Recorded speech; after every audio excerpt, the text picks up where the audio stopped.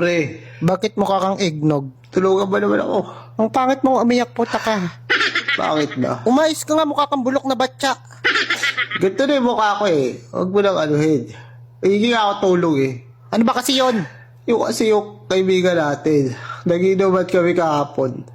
Pinagbibintangan ako. Nakinuha ko daw yung pera niya. Kaya ko bang gawin yun? Hindi ko kaya gawin yun. Bakit magkano ba kinuha mo sa kanya? 90 pesos. Hindi ko nga kinuha eh. Sorry, Hindi kala ko ko kinuha. kinuha. Pero pinagbibintangan niya ako na kinuha ko. Palagi mo magagawa ko ba yun? Hindi ko sisirain yung pagkaibigan namin para lang dyan sa 90 pesos na yan. Kailan mo ba kinuha yung 90? Kagabi.